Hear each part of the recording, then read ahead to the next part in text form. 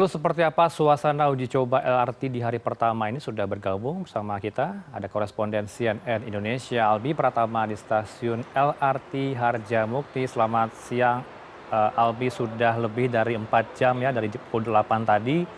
Apa catatan yang Anda tangkap dari para penumpang soal evaluasi uji coba ini? Kalau berbicara soal harga, apakah ada harapan khusus bagi mereka? Soal range harganya berapa tarifnya? Silakan Albi. Selamat siang Heranov. Ya Heranov, hari ini saya kebetulan mengikuti agenda dari uji coba terbatas dari penggunaan LRT Jabodebek, yang mana ini merupakan moda transportasi paling baru berbasis rel yang ada di wilayah Jabodetabek sendiri.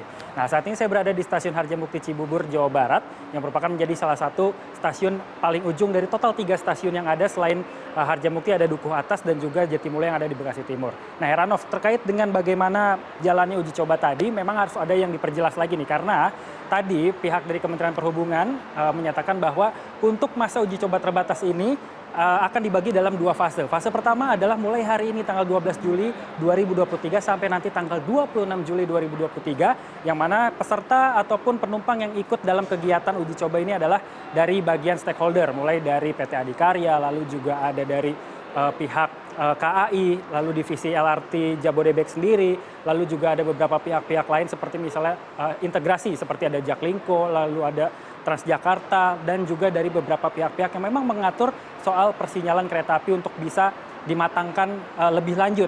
Setelah itu maka akan memasuki fase kedua yang akan dimulai pada tanggal 27 Juli 2023 sampai tanggal 15 Agustus 2023. Nah, untuk fase kedua ini barulah masyarakat umum yang pada tanggal 10 Juli kemarin melakukan pendaftaran melalui media sosial dari Instagram LRT Jabodebek sendiri dan mengisi sejumlah data sampai nantinya menunggu konfirmasi dari pihak LRT Jabodebek untuk bisa mengikuti kegiatan uji coba sendiri. Nah, jadi untuk yang pekan pertama ini memang diprioritaskan untuk para stakeholder untuk bisa melihat dan juga memantau apa-apa saja yang harus dievaluasi ataupun dikembangkan lagi ke depannya. Nah, tadi juga memang sudah ada beberapa catatan yang dilakukan oleh pihak Kementerian Perhubungan, Dirjen KAI, lalu juga Dirut PT Kereta Api Indonesia terkait dengan apa-apa saja yang harus ditingkatkan, mulai dari pelayanan, lalu juga dengan persinyalan dan lain sebagainya. Nah, Heranov, kalau tadi pagi sampai dengan siang tadi saya menjelaskan bagaimana kondisi dari kereta LRT Jabodebek sendiri yang merupakan karya anak bangsa karena dibuat oleh PT Inka, walaupun ada sharing teknologi dari negara Eropa seperti misalnya Jerman dan juga Spanyol.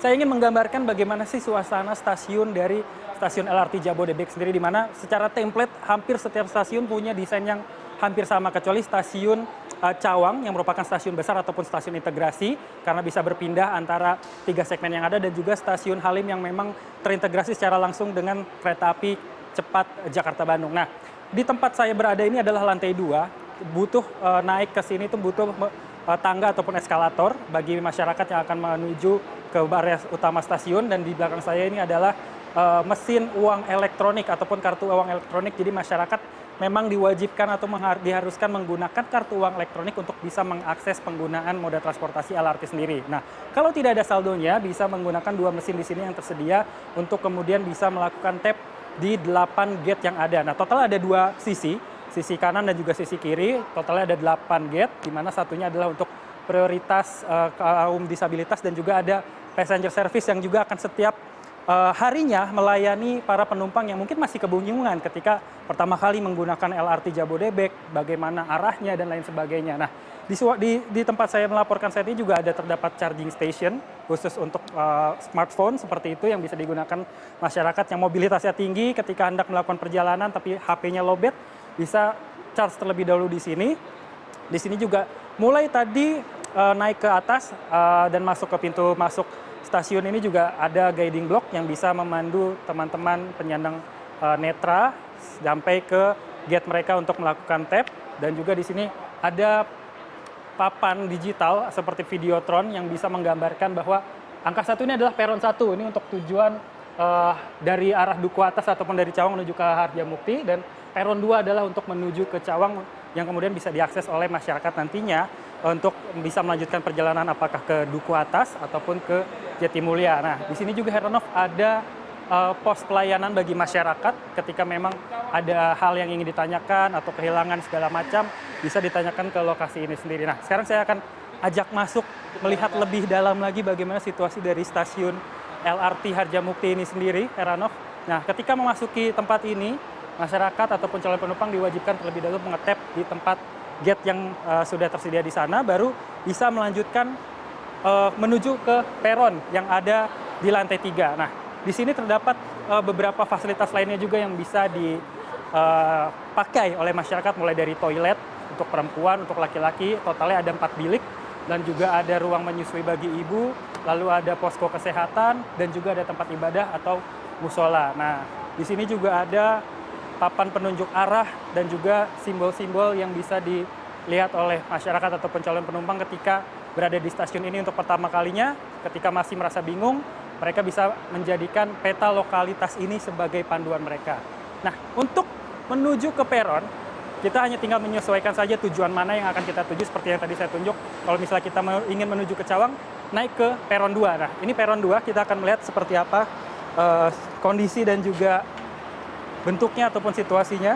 Nah, jadi tidak perlu capek-capek menggunakan tangga, karena memang di sini sediakan tangga juga. Tetapi kalau misalnya sedang letih ataupun buru-buru, bisa menggunakan tangga eskalator yang memang disiapkan di stasiun ini sendiri. Dan juga di sini ada lift khusus untuk penyandang disabilitas daksa yang memang tidak bisa mengakses tangga ataupun eskalator seperti ini.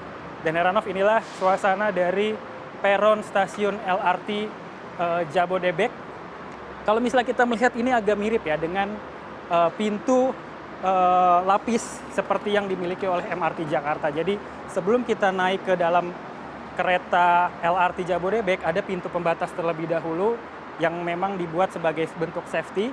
Berbeda dengan kalau misalnya kita naik komuter lain yang langsung antara peron dengan kereta, tetapi ini ada pagar pembatasnya dari kaca seperti itu, sehingga kita bisa lebih aman ketika menunggu kereta ataupun LRT kita yang akan kita gunakan seperti itu. Di sini juga ada beberapa guiding seperti dahulukan penumpang turun, ada juga akses untuk prioritas seperti misalnya disabilitas, lansia, ibu menyusui ataupun membawa anak, dan juga pengguna sepeda ataupun otopet seperti itu. Nah, secara desain memang tempat ini mirip dengan beberapa stasiun LRT yang ada di tempat lainnya, dan juga bahkan mirip dengan stasiun MRT yang memang sudah lebih dulu eksis. Nah, saat ini memang sedang tidak ada kereta yang akan melakukan perjalanan, karena dalam fase pertama ini sendiri setiap hari akan ada 22 perjalanan kereta uji coba terbatas yang nantinya akan diprioritaskan bagi stakeholder terlebih dahulu dalam proses pemantapan ataupun pematangan sistem dari LRT Jabodebek sebelum nantinya digunakan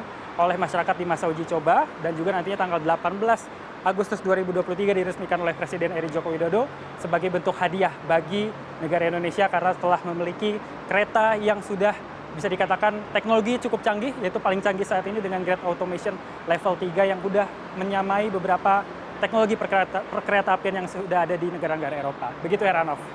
Baik, kalau dilihat sudah bersih, nyaman, aman, sangat lengkap fasilitas termasuk disabilitas ya. Semoga ini menjadi harapan bersama, kita bijak dalam menggunakan transportasi LRT ke depan. Karena tadi Anda katakan bahwa banyak sekali fasilitas yang canggih tersedia di sana, yang kita harapkan kerjasama dari para penumpang. Terima kasih untuk laporan partisipatif Anda. Ada Albi Pratama, langsung dari kawasan stasiun LRT Harjamukti, Jawa Barat.